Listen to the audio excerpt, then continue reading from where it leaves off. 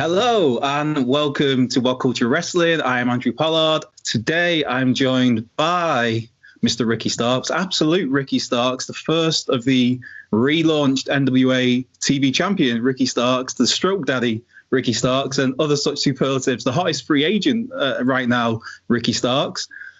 How are you doing, Ricky? I'm doing great, actually. I am feeling very glad to be alive. And I don't know. It's just I just feel good. So that's as good as I can get as far as waking up every day. Yeah. How have you been keeping yourself busy during these most unique of times? Well, definitely doing some home workouts. The gyms here in Texas just opened back up, so I went and did that yesterday. And that's honestly been consuming my time, going to the different parks and working out, things like that. Just trying to get out of the house, stay out of the house as much as possible. Yeah. I mean, we're hearing from certain wrestling companies that the wrestling content that's being put out there is a way to take people's minds off of the very real situation we're in. And it's kind of almost a release for people. Is there, I mean, for you, have you been spending your time watching much wrestling or going back and revisiting any old stuff particularly? Or I've actually I've gone back and started to watch Raw from 2000, just watching those in a row, as well as I finished up pretty much all of 1989 WCW pay-per-views. So Brilliant. Just different things that I'm just trying to find to watch and keep myself occupied with. But right now, Raw from 2000, like we're getting around the build up to Royal Rumble.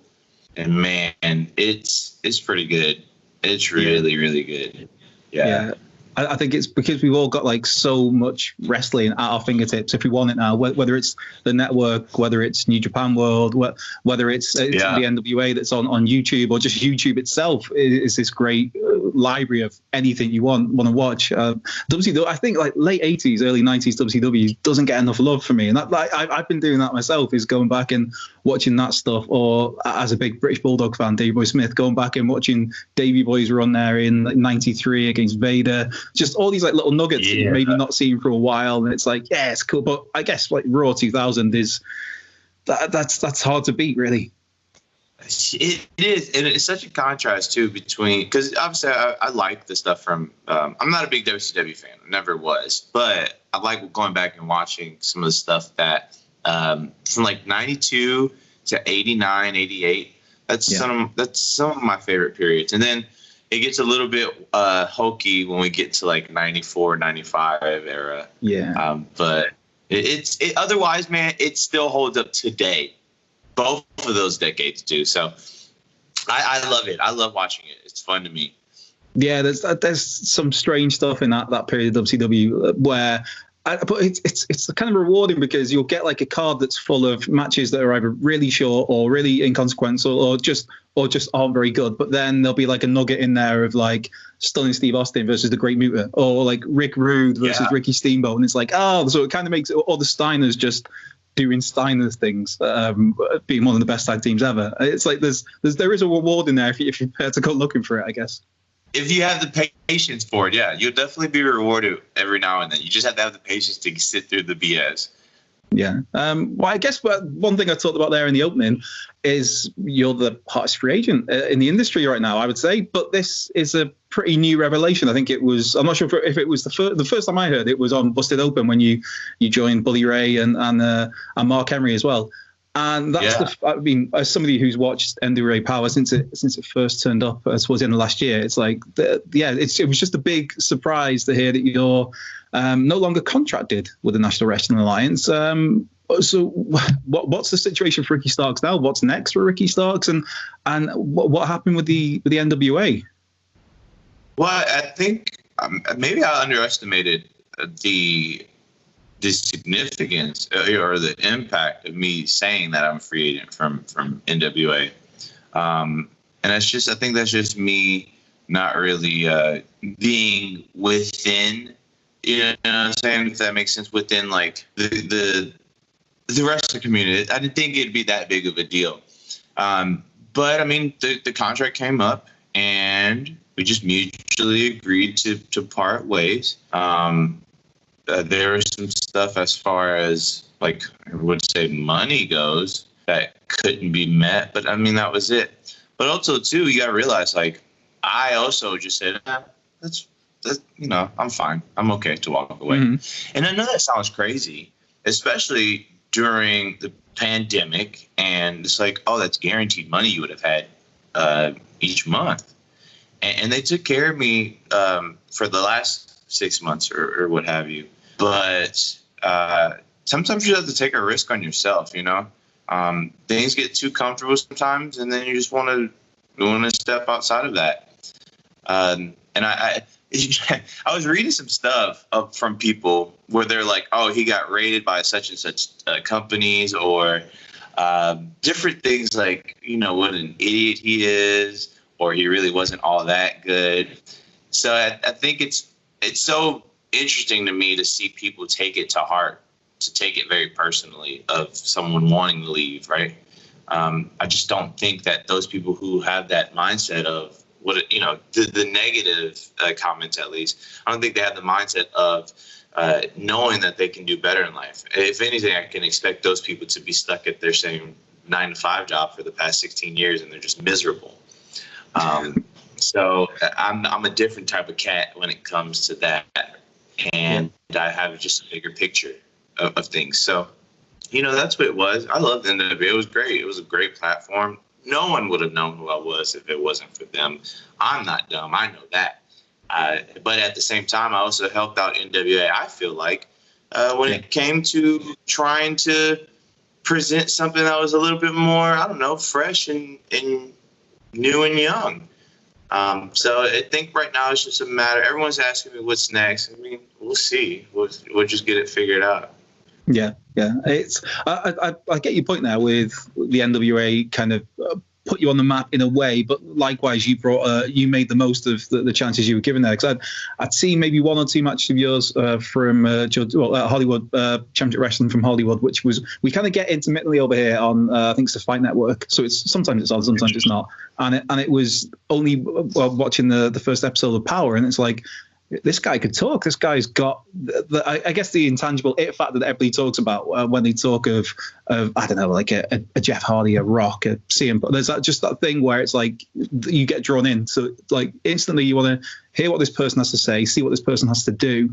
And myself here at the channel, we spoke to Nick Aldis a couple of weeks ago, and he was explaining how in the NWA, a lovely guy, really fun chat, but he was explaining how it's very much kind of, you're allowed to sink or swim in terms of the promos, where it's all just go out there, and there's Nick, there's Eddie Kingston, there's James Storm, Eli Drake, and you were right there, like throwing down with these people, delivering some of the best promo work that we've seen throughout Power's 20 runs to date.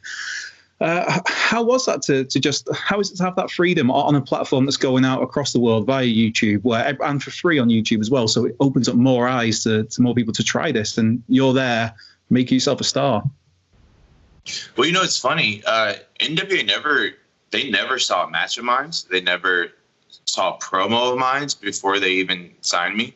It was mainly off of the vignette. So I don't think that they expected me to be as good of a promo guy, or even in the ring, as it is.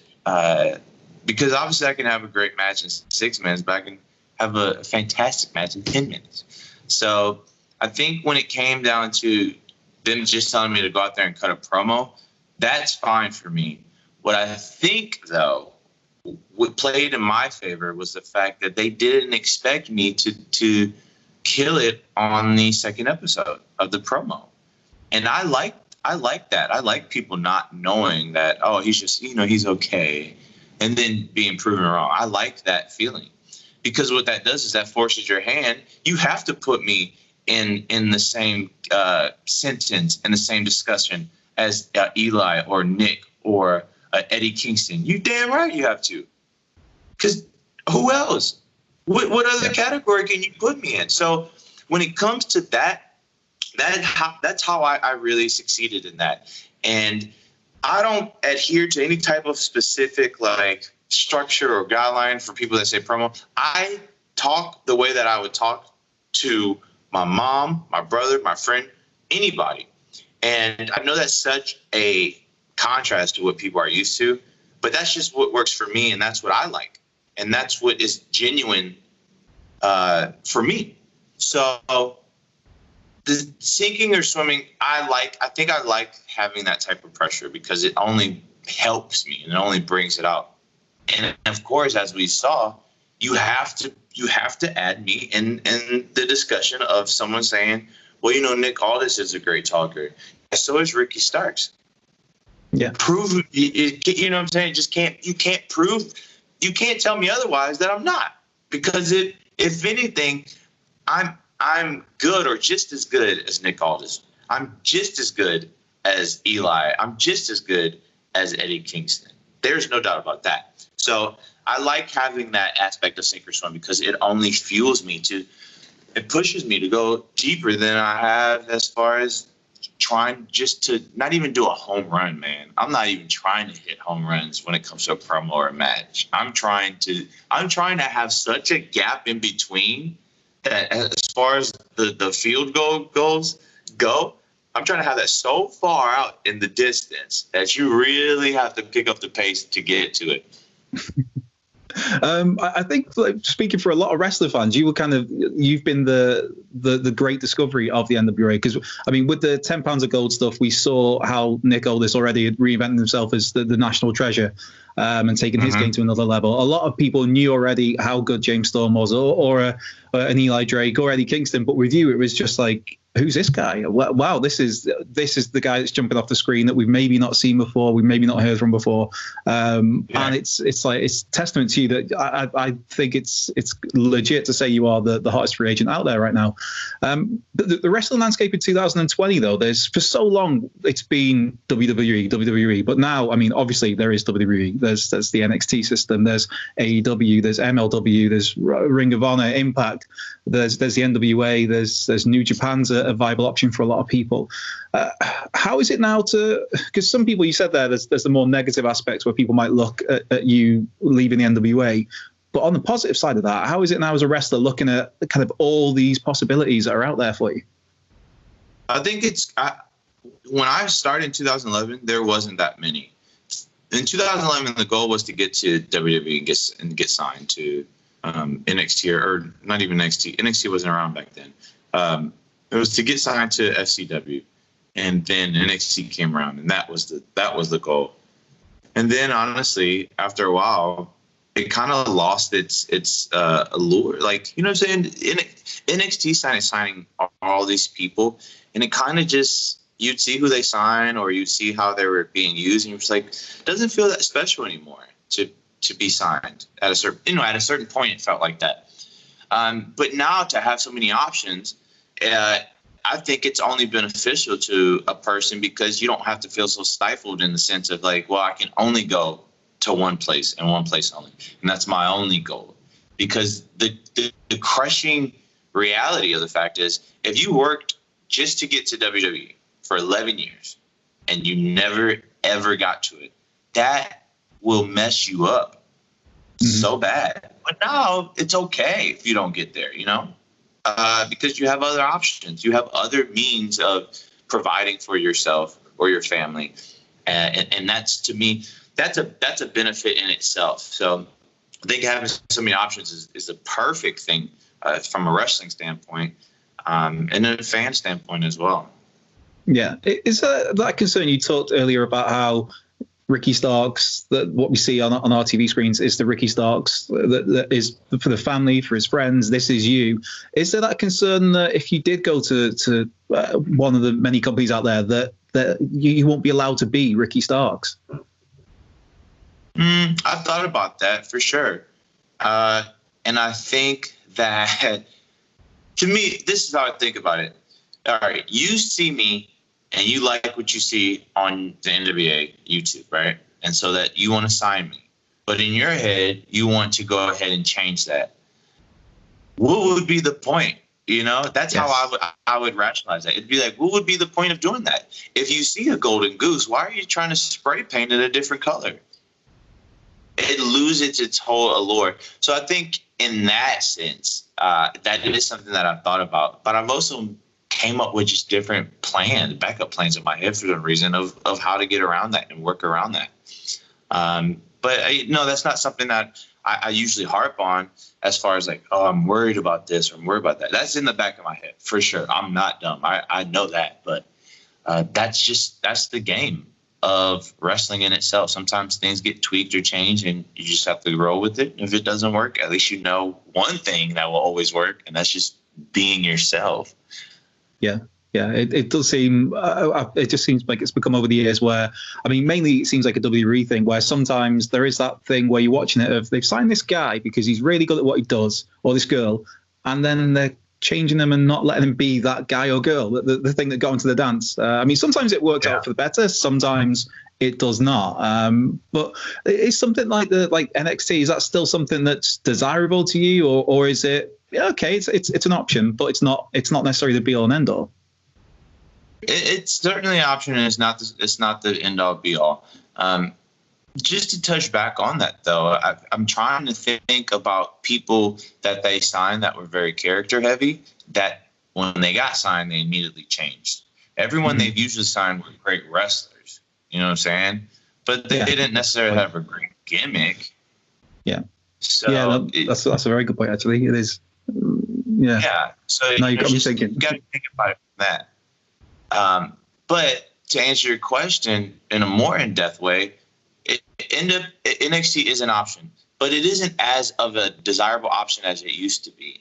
And I've actually juggled with that feeling a bit, because I did the tryout for WWE in 2017.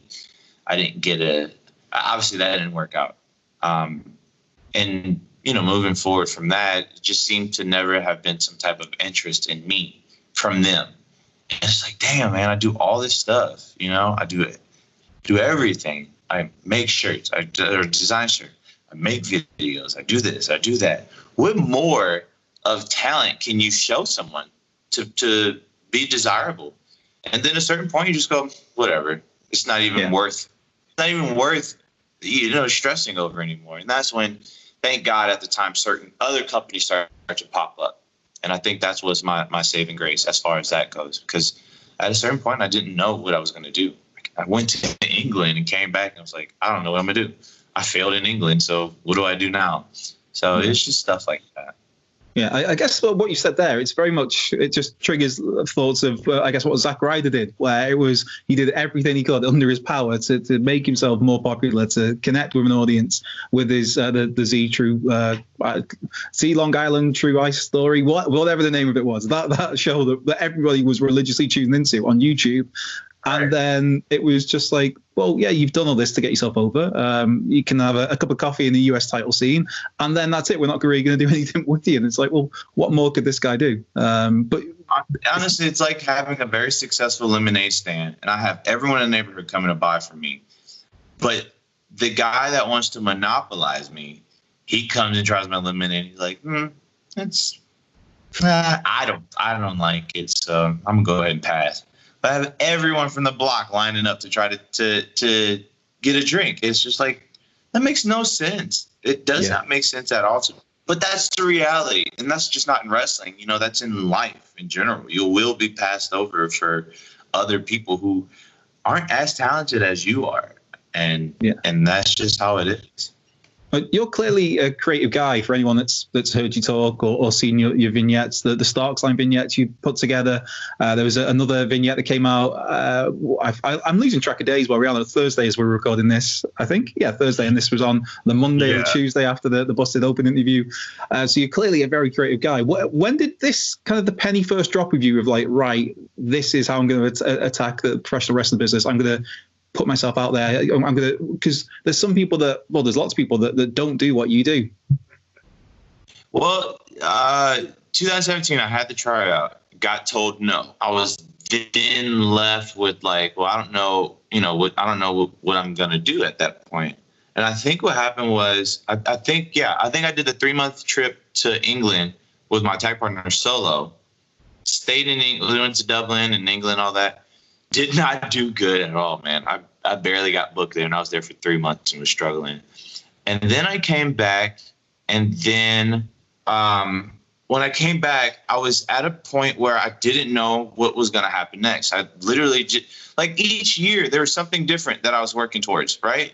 And so 2016, I was just working towards the tryout in February for WWE. And I don't know, I came back and I didn't know what to do anymore. Everyone was more athletic than me, and they were getting booked. Everyone was getting, popular off of just these small gifts online. And I was like, what do I do? I know in my heart that I can talk better than most people that were on the scene. I know I can do all this other stuff. So that year I had a New Year's resolution where any idea that I came up with, I had to do it. I had to put it out there. And so I always come up with these ideas in the shower. So I had this idea: if I make a wrestling lookbook, if I make a vignette that you would see on TV, but for myself on just out of my own pocket, maybe that will catch someone's eye. Maybe that will give people more of a sense of what I mean. It's better than a damn highlight reel. It's better than just pictures you send someone. I want a visual lookbook for people. And so I came up with that idea. I found someone in Austin. I had everything lined up. I wrote everything down, all the way down to like what I thought color should look like, the wardrobe, everything. All he did was he gave his input as far as how things should be shot a little bit. But otherwise, it was me that wanted it shot this way, and then he went and edited it. His name is Travis Ward. He's great. And I paid him out of my own pocket just to post a video, like a 2-minute video on Twitter with no return profit from that. Yeah. Because I just wanted to – I knew in my head that if someone saw this, maybe they would see the other side of like, oh, he's a creative dude. Yeah, wrestling is the name of the game. It should be expected of you to be a great wrestler. But what else can you provide to a company? Do you have ideas? Can you be creative? Can you produce things that are catching, that are kind of like on the cusp of something new in wrestling? And I just wanted to bridge the gap of some type of cinematography, fashion, things like that with wrestling. And that's where that came from. Yeah, and the feedback has been, like, what I've seen anyway, has been pretty nuts to any of this stuff as it's been going on, and it's just been kind of continuing the hype train for Ricky Starks and bringing more eyes to you, the performer, you, the wrestler. It's so good. So I'm gonna guess we're gonna get a few more of these vignettes over the next little while. Hopefully, but at that point, if we're gonna get more vignettes, they aren't gonna just be on Twitter. They're gonna be backed by a very more money, more production. Mm-hmm. I'm gonna get Travis back on, and you won't see these videos on Twitter. You'll see these videos on national TV, point blank. Nice. You've when we look at all the promotions out there, I mean, a lot of people are going to jump on this and think that, well, this guy's a really good fit for All Elite, for AEW, or NXT. They're the ones that people tend to gravitate more to these days in terms of fans when they see somebody as a free agent. There was an Inspire match against MJF. You've had some great matches with Sammy Guevara. When I was going, I believe you two are good pals. I've been going through watching some matches over the last few days. I mean, All Elite, that's got to appeal to you, right? There is a lot. There's a huge upside to it. Not even just from a standpoint of myself, but as far as I think I can relate to people out there. When I grew up, there was no one on TV that looked like me, that sounded like me, so I could not relate to certain wrestlers on TV, right? And I think in my head that I do provide that certain like demographic or age group that people can tap into. There's a lot of cornballs on TV right now, and this is just across the whole landscape, right? And I think that people just want something that's genuine and that they can relate to, and I think that comes in handy for me.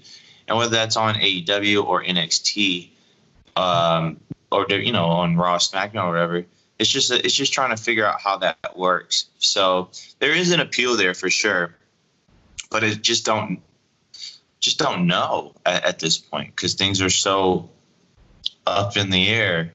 Yeah, with the pandemic. Yeah, I think that's why it's a little bit more shocking to some people as well. That, I mean, it's great that you're taking a chance on yourself, but it is the fact of you're, I guess now, not unemployed, but for now, it's that freelancer that's just waiting for something, the next gig to come along because of the situation we're in, well, across the world right now. That's a I'm bold definitely move. unemployed for sure. What is there that kind of urge to travel the world and go that route now, or well, obviously once the world reopens, or are you just looking to nestle down somewhere for the foreseeable future? I want to travel the world. I do, and I love traveling. Man, I don't know, man. It's very hard to, because I've had people ask me what's next, and it's just like. Mm-hmm. I mean, I keep my plans pretty close to the heart, and because they always change. Because I have to be like water, you know. I have to constantly be like water, and I can always switch and change direction where it needs to be. But I would love to get back on. I don't mind doing indies again. You know, I don't mind that. I don't mind the I wouldn't say struggle, but the hustle of that. But ultimately, I'm at a certain point in my career where now I need to get to a grander stage. Now I need to make more money than I have. Now I need to make sure I can provide for my mom and get her a car or a house. I can't do that on NWA. And that's the harsh reality of it. Yeah. If I could, I definitely would stay there. But do I just want to stay and be comfortable, or do I want to venture out and see what's new? Like, my mind thinks a lot bigger than just wrestling. My mind thinks more of what I can accomplish. Like, bro, I can, if I wanted to, I'm sure I can go and get an acting gig and be in the next Marvel movie, or be Gambit in X-Men. That's how my mind thinks. And I wish more people thought like that, thought grand. Yeah. And it's sad that some people, you know, don't, and they tear others down for thinking that way. But that's just where I'm at with it. Yeah, that's the joys of the internet as well. People just love to tear people down for anything. That's Twitter, unfortunately. Yeah, that's just life. But on that, like, how is it for you? Like, the social media, that's such a great thing, but can be such a bad thing depending on how people use it. But like, as a wrestler now in the climate of 2020, there's, for better or for worse, there's a way that people can give you immediate feedback on what they see and what they like, or in some cases what they don't like. How is that, just to have that be that accessible, whether you like it or not? Yeah, exactly. It's so interesting because when I first started, obviously social media wasn't that big. 2011, it was Twitter was pretty popular, but it wasn't that popular. And I think over the time I kind of tried to avoid that. I didn't want to go that route because I didn't see the benefit to it, and two, I didn't see how to really utilize it. No one ever taught me. And so I think over time I got more comfortable to the idea of, okay, well, things are different now than what I had known about wrestling. And so I started to slowly get into it. But I'll be honest with you, I still don't know anything about social media. People think I do, but I really don't. Yeah. I just post what I like. I post stuff that I think is more positive than negative. And I post stuff that I think people would enjoy and can relate to, and something that's more of a visually pleasing for them too. You know, that's the other part of the videos came in. I just wanted that for people. And it's been fun so far. It's been great to connect with people. But honestly, I've been on wrestling forums since I was like, I don't know, 11, 10. I used to be on the same wrestlingfigs.com, which was the same forum I think Zack Ryder was on. And I used to eFed too. So it's not that eFed, that's a blast from the past. Yeah, man. That's a phrase I've not heard for a long, long time. Yeah. I love eFedding. In fact, if I had to even tell you a secret, I really think that's why I'm so good at promos, is from eFedding.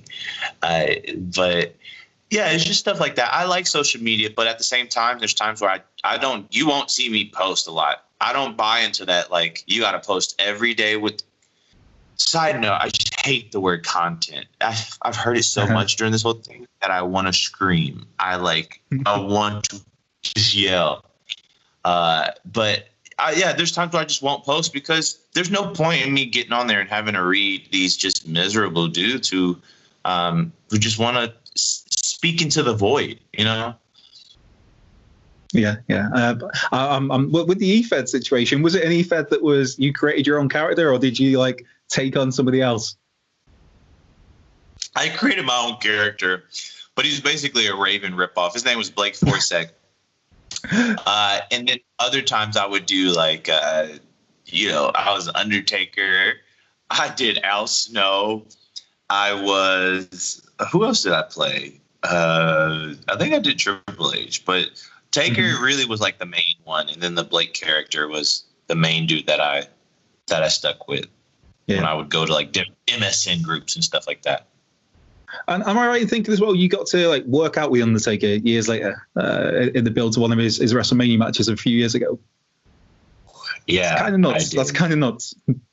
It's so surreal because he's my favorite wrestler. And to be in the ring with him and just hitting the ropes with him, like I gave him his patented flying clothesline. It doesn't make sense. It really, really doesn't make sense about life when I think about it. But it's incredible, man. It's just, damn, man.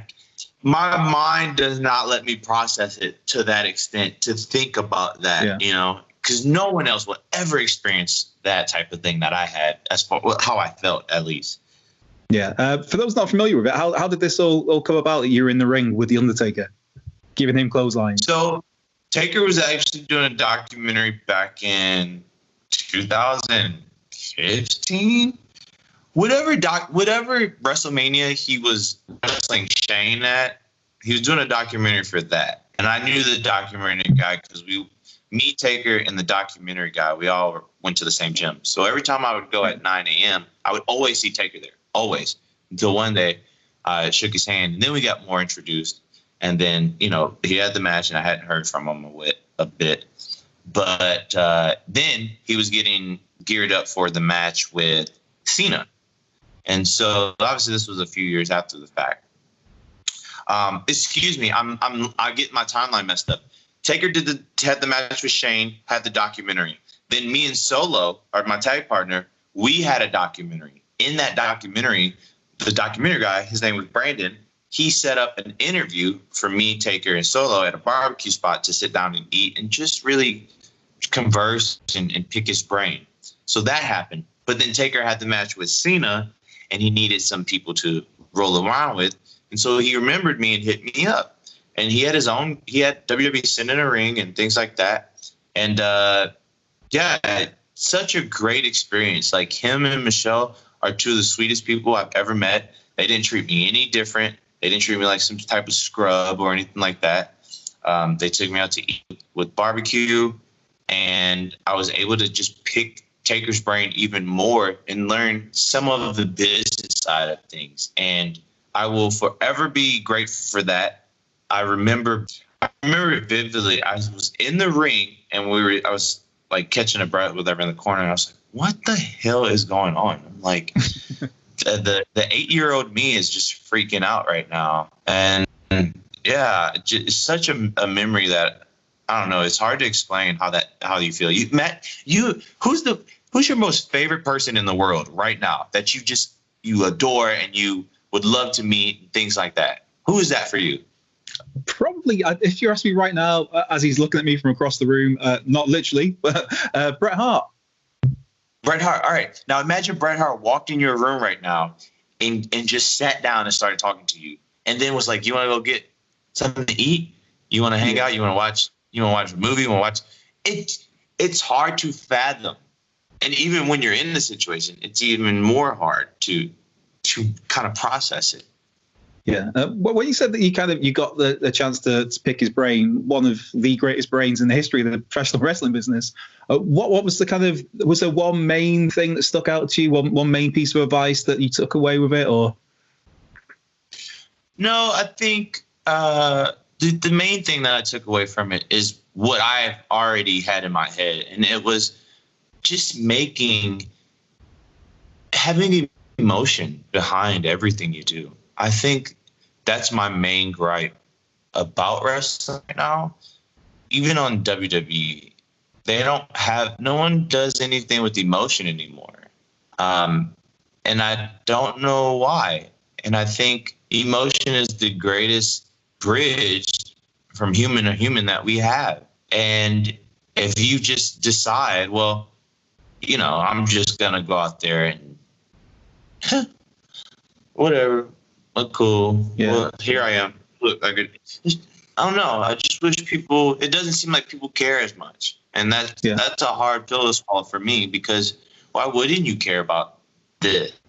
Why wouldn't you care about wrestling? The fans do. Why can't we match that with them?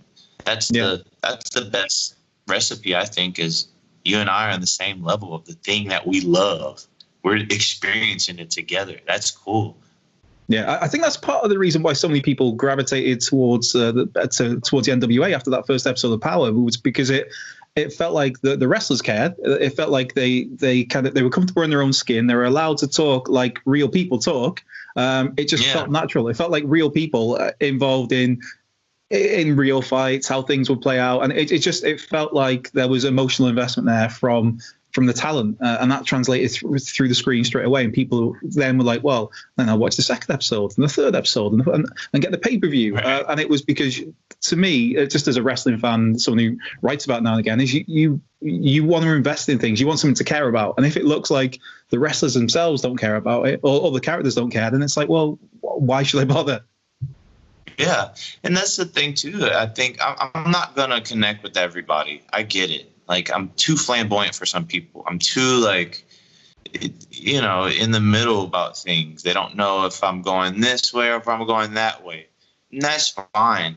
I'm not for those people. I'm for the people that actually get it. And they go, okay, I know someone like him. I know how that person is. So I think for me is that no one can ever say that I never have emotion in my matches. There's top guys right now that I have way more emotion than. And I could easily just blow them out of the water because I just have the emotion behind it. If you have the emotion and the intent behind it, I promise you, you will always be appreciated because you just put in that effort. That's all anyone ever asks for. Just put in the effort and make it look like you care. And a lot of times you don't really get that, unfortunately. But I mean, that's not my hill to die on. I know where I'll be, at the end of the day. So. Yeah, and a lot of the memories that we have of when you think of like your greatest memories from wrestling or the greatest moments in wrestling, it's not necessarily even about the wrestling. It's about the emotion that's invested in it. It's like, I don't know, Miss Elizabeth reuniting with Randy Savage at WrestleMania 7, stuff like that, where it's like you watch it, and you start welling up, and it's not because, I mean, the match is great, but it's not really about the match. It's about the story around the match, or I don't know. Brett and Mr. Perfect, the King of the Ring in '93, or even the Austin Rock matches. It's about the story and the ride and getting invested in it. And I think sometimes that can be a bit missed these days. Mankind coming back as Cactus Jack to take on Triple H and brilliant. Hitting the, you know what I'm saying? Just hitting like that stuff that's what's important to me. I don't care about all this shit where I can chain all this stuff together. That's cool. I like seeing that, but please just give me something to care about. If you do a 6:30, hell yeah, I want to see that. But don't just throw it. Like, why did you do that? Is that a desperation thing you're trying to get? That's what I care about the most. And I'm a bit old school in that thinking, I guess, when, compared to other people, but that's what I like. And that's what I know works. Yeah, it is. I think things have to have a point, and sometimes it seems to be a little lost these days. Or things that it's a case of, right, I've hit this 650, 630, whatever. What's next straight away? And it's like, well, no. If you've done that big move, then just take a bit of time out and let that sink in and make that stand out as something special and unique. Not just, right, okay, what's next in my sequence? Right, I'm going to dive over the top rope because the guy in the match before me did the same, and the guy in the match after me is going to do the same, and it just loses any value, really. Yeah, give me time to digest that. I love to see it. I love dives. I love seeing people do cool stuff in the ring, but just give me time to digest that right quick. I want to take that in. I don't just blow through a whole bag of potato chips. If it's that good, I take my time. You know what I'm saying? Chocolate covered strawberries. I don't eat the whole. I go, small bits. That's all. That's all I'm saying. You don't have to stop doing stuff and grab a hold or whatever, but just give it some type of meaning. Yeah, and especially it's when you look at something like All Elite in the moment, AEW, that is pegged as a variety show. So there's room for all the different things. Whereas I don't know, sometimes with WWE it's not as much a variety show, but I think it's kind of lately it's a bit hard to be too harsh on some of the companies just because of the empty arena settings and the restrictions on talent and stuff. But speaking of like recent content, as such an Undertaker fan, as the friend of the Undertaker, now we can call you, have you been keeping up with the Last Ride series that's on the network? I watched the first one. I haven't watched the second episode, and the reason I haven't, I've been watching like The Last Dance and the 90 Days Before 90 Days Fiance, that type of stuff. Yeah. But I don't know. I have a weird, and I mentioned this before. I just have a weird thing about it because it's like I've known him as just Undertaker as my entire life, right? What I see on TV. So it's a bit weird to see it just, type stuff. But I like it. I do like it. I like the episode. I just need to catch up on the second one. But all that stuff that's happened, that's being shown, that's stuff that was, that's what I saw. And the funny thing is the day Epico trained with him, I was supposed to be in the ring. I was supposed to come and train, I believe. It may have been that day or it may have been the day after. But it's one of those days where he's in that ring. And I couldn't do it because I had a booking. And I remember I came back, I want to say that a few days later, he goes, I tried to get you over on WWE, but you had a booking. I said, yeah, I know. Just stuff like that. Yeah. Oh, but the second episode is great. But yeah, like you said, it feels a little bit like I shouldn't be seeing this. I shouldn't be able to see the man behind the mask, as it were. But nonetheless, it's phenomenal. Again, emotion. You care. But you talked about he tried to get you over, and you've had a WWE tryout before. But you've also done some spot matches here, including being put through a table by Ryback. How were those? Yeah. How were those experiences? They're really cool. I remember doing the stuff with Ryback, and first off, that took three tries because each time it was interrupted by like pyro or something. So I had to get this stuff cleaned out of my ear, and then he would slap me again. It was just a mess. But I remember walking back, and I remember Miz telling me, that was great, man. That was great acting. And Punk also saying like, that was great, but I wouldn't have let no dude slap me in the face. So having that stuff was pretty cool because at the time I'm just like, oh, this is it, this is how I get in, and nothing may have come of it, but it's the fact that I was able to come in and basically show that I can put forth the effort, the emotion, and do good. I had the stuff with Jinder Mahal. I had a match with Kane on Main Event. Damn, I just never take time to really. Yeah, me and Aaron Silva had a tag match against the Revival on Raw.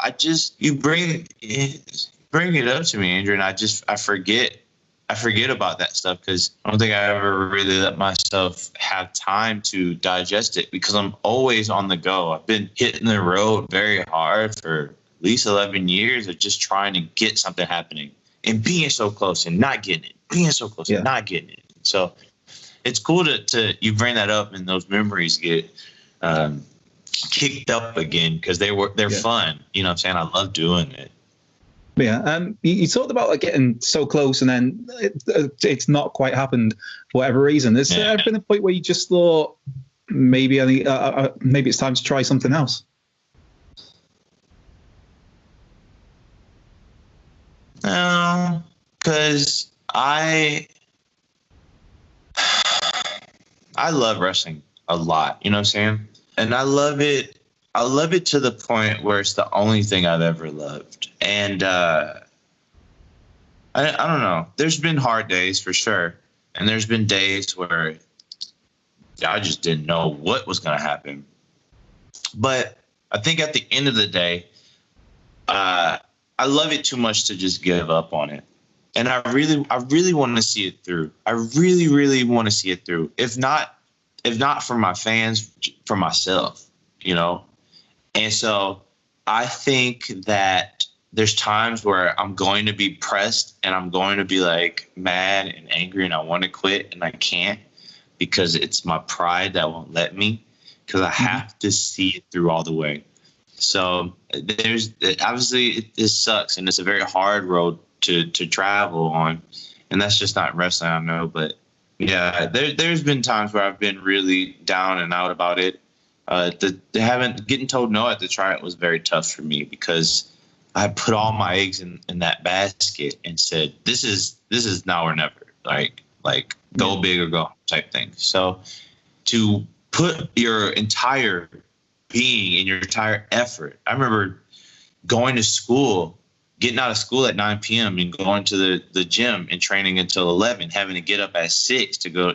It just was a bunch. So yeah, I never thought about quitting, but there's been times where I didn't know, just frustrated and just threw up my hands like, this doesn't make sense to me. I don't know what else to do. So, but yeah, I have a saying, my man, and I hope you can relate or adopt it, is that I will always be, everything will always work itself out, basically. Always. It will always work itself out. You just can't see it right now. Yeah. That's a great way to look at things. And I guess as well, back when you had the tryout, that was a time when growing up, it was just because of the age that you are, the time that it was in, it was always that dream would be WWE, because that was the pinnacle. That was like the top of the tree option. Whereas now it's very different. I mean, and who knows, you could still end up there. But you talk about wanting to see this through. What does that look like then for Ricky Starks? What would be that success? What would you be able to look at yourself and say, I saw that through? It seems like a really deep, serious question. Well, it's a matter of trying to put it into words. I think for me, seeing it through is getting signed, getting a contract, and not just. I don't want to just get signed and just be happy to be there. I don't want that. I want to have a contract. I want to make money. I want to be able to have money enough to be able to do the things that I want for my family, to do the things that I want to do for myself. I want that.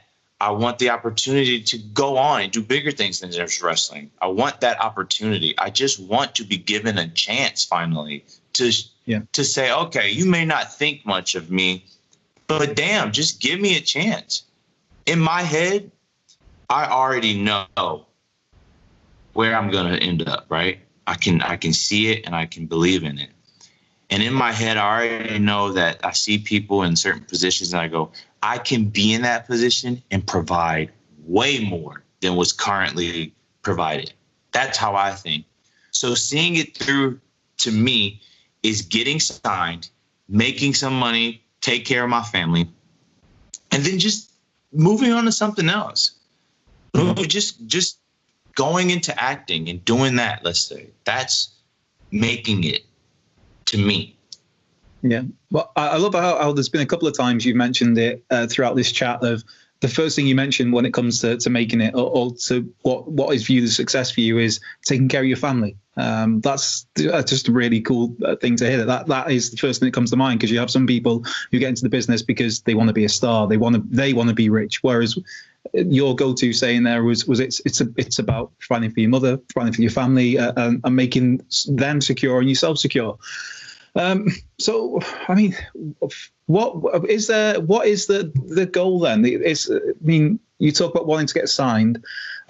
Is there still one company that maybe stands out amongst the rest, or is it just a case of seeing how things are when this the pandemic calms down? There's some sort of semi-normalcy amongst the world, and by that point, I'm sure you can have all the options on the table, all these contracts, all these offers.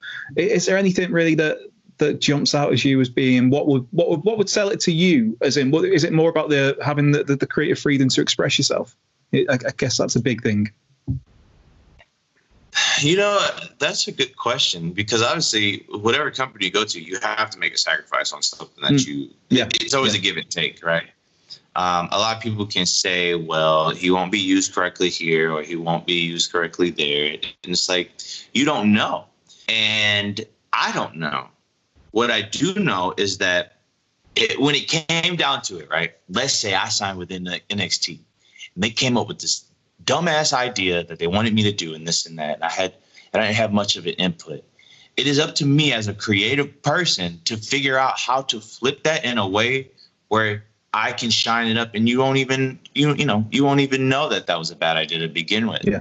So I think for me, it's a matter of going to a place that, one, takes care of me financially, because I do want to be rich. I want to be rich enough to where I can take care of my family and I can take care of myself and not have to worry about certain things anymore. But secondly, I want to go to a place where, one, I feel like I'm given a chance, not only from a standpoint of like, will he fit in this position or not, but also from a standpoint of creativity. Give me a chance to pitch a creative idea. If you hate it and it sucks, fine. Let's keep it moving. I can deal with that. But to not be given a chance is what is my ultimate issue. So I think right now I will entertain anything just as long as I can feel and have a sense that, oh, this is a place that, they'll take a chance to give me a try. You've already gambled money with some of these signings. Yeah. Why not just let a dude take control of something that he came up with, or we collaborate and make it better? So I wouldn't say I'm gonna play diplomatic here, and I'm not gonna say there's one company I want to go to. Mm-hmm. I like that. The only thing for sure about Ricky Starks is nothing's for sure. Is that's what we're saying? Yeah, exactly. Right, Ricky. I genuinely think that wherever you end up, they're getting as superstar, a true megastar waiting to happen. So whoever gets you, they're lucky, man. But I'll let you go because I realised we've been on this call for nearly an hour now. But where can people keep up to date with what's happening with Ricky Starks? How can they support you? Get all your plugs in. You definitely can find me on Twitter at StarkmanJones. My Instagram is StarkyBaby. Facebook, I'm the only attractive dude under the name of Ricky Starks on there. If you want to pick up any merchandise, if you like the designs that I do, if it's pretty kawaii for you, you can go to www.rickystarks.bigcartel.com. I know that Big Cartel websites are pretty big over in the UK, and that's actually where I got the idea to do it. Shout out to the Kiwi Buzzsaw, Travis. So, yeah, those are the main places you can catch me. And then I think also I don't know if it's on Sky Sports for y'all, but Sky Sports and the fans in the States can also catch me on national TV, which is USA and TNT and HBO. Brilliant. Everywhere this guy is.